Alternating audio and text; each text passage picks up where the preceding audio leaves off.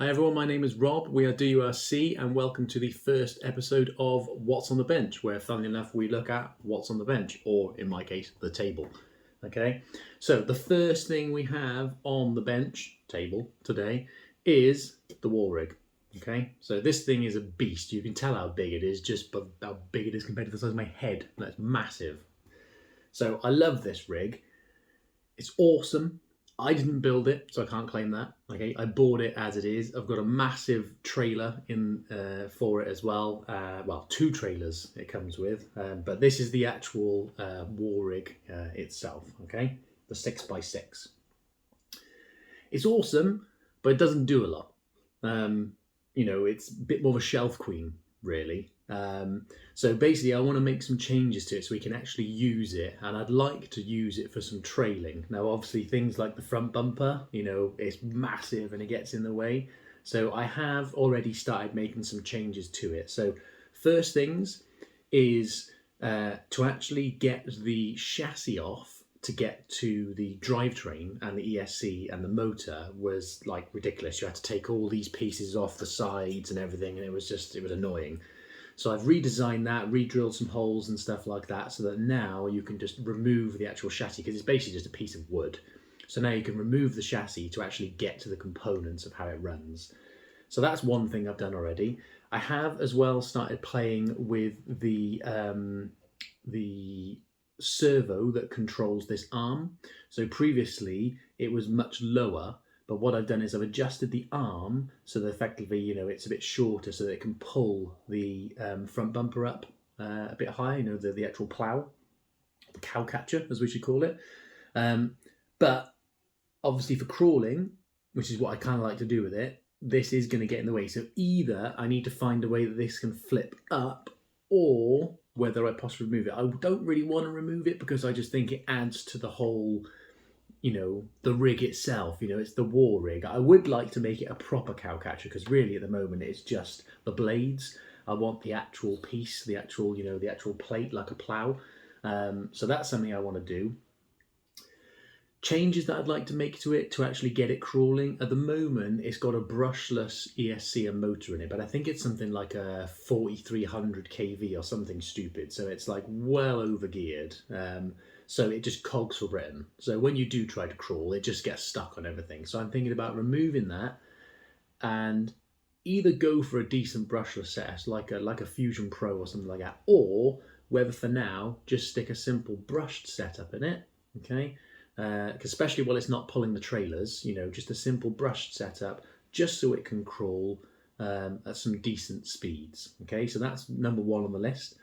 Number two on the list is if it's going to crawl, like if you look at this, I mean, this is the suspension movement. Like it is super, super stiff. Obviously, it was set up to tow trailers, so that's why in the back, I mean, that's me pushing down it. There's like no travel whatsoever. So I'm thinking about changing how the shocks are mounted, and get some shorter and softer springs. So you possibly change the coilovers if need be as well, so that effectively, it actually has some travel, because obviously if we're crawling, we want to see some of that axle movement, don't we? Otherwise it's just a bit boring, really.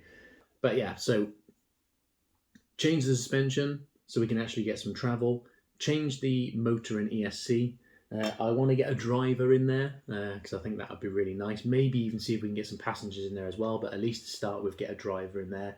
See what we can do with the plough. I think really as well, because at the moment it's just bare as it was. I think it needs a coat of like matte lacquer or something, to try and, stop it getting damaged or anything. So obviously if we're going to crawl with it, it's going to have a little bump every now and again. So, we need to try and protect it. Tyres, I think the tyres are all right, they're not bad, they got a decent, bit of squidge, and obviously I love the wheels, so we don't want to change those. So I think, yeah, it's basically a case of see what we can do with the front bumper, change the motor in the ESC, waterproof the receiver. We need to do that as well, because I can't count, 1, 2, 3. Waterproof the receiver as well, because it's just hanging right down the bottom, I think, at the moment, so that needs to be waterproofed. Whether we stick it in a waterproof receiver box or we just put a balloon over it, just go old school. And then, yeah, change this suspension so we've actually got some suspension movement so we can actually see these wheels moving and stuff like that. And the last thing, which would be, it's on my wish list, may not do it straight away, but it's on my wish list, is to sort out the smoke, you know, so we can get some smoke coming out. I appreciate, you know, it's meant to be 2 V8, so if it's smoking, then, you know, your head gaskets are probably gone, but I just think, you know, it could look really cool if it's just rolling along with the smoke coming out, you know, and yeah, we'll just pretend we blow our head gaskets and we're running like that. Too much boost, that's what happened. See, we overboosted it, blew the head gaskets. But anyway, so that's the updates for the war rig. So let me know in the comments if you would like to see the war rig out there trailing. Maybe we could do a little mini series called Trail Wars. You know, it could be out there crawling, and it's the trailing of the war rig, Trail Wars. But yeah, let me know what you think in the comments. Let me know what you think of the war rig. If you haven't seen this yet on the channel, I'll put a link in the description to the video where I revealed the war rig, and you can actually see it running with the trailers as well. But obviously there'll be more videos to come. But also let me know in the comments what you'd like me to do with this. You know, what would you like to see it doing? You know, would you like to see it trailing? Let me know. Next thing on the bench is the Camel Trophy D90 that I've been working on. Again, if you're new to the channel, this is basically a Arrma SCA1E chassis with a killer body, hard body, a load of homemade accessories, obviously a few bought ones, just trying to turn it into a Camel Trophy D90. Just as a side note, apologies about the light. It's October, it's pouring down with rain. It's really, really dark here in sunny Wales. And if you notice some of the stuff around me, it was Halloween yesterday. So happy Halloween. But yeah, that's why we've got random spiders and spider webs and happy Halloween decorations in the background. Anyway, back to the D90. So yeah, so obviously I've been working on this already. A few things left that I want to do to it. I need to try and make some changes to the suspension because I don't quite like how it's driving at the moment. Now with the steel roof rack on it and obviously all the accessories in the front bumper, it's very top heavy and it's really sagging down the suspension. So I had to wind the coilovers up, you know, to basically, you know, push it up because it was just sagging down. So you can see when you lift it up how much droop you've got. But I don't like the way it's handling because obviously when you're going at certain angles, it really leans and it's a bit too much. You know, it's nice to have a bit of scale realism and I like the way it moves, but it's a bit excessive at the moment. So that's one of the things I need to do is try and sort that out. Just make some adjustments to the suspension or see if I can, you know, adjust the offset on the wheels maybe so that, you know, they're not so wide. So that's one thing.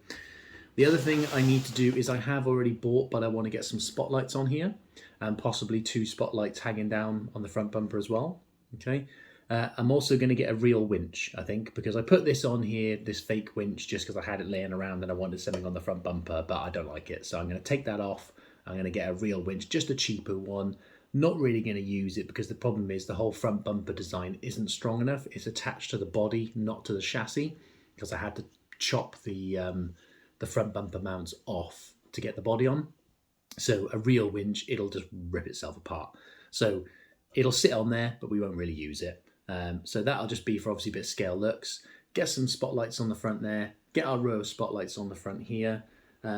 Maybe just add a few more accessories. I know it's kind of overflowing with accessories at the moment, but I do like a lot of accessories. I also want to sort out the interior as well because the interior keeps moving around because the previous owner fitted the interior, cut a lot of it away, but it's all just held in with tape and it's a bit naff. So I need to try and find a way that it can be held in without being permanently fixed so I can still get it out if I need to do stuff with the lights and stuff like that.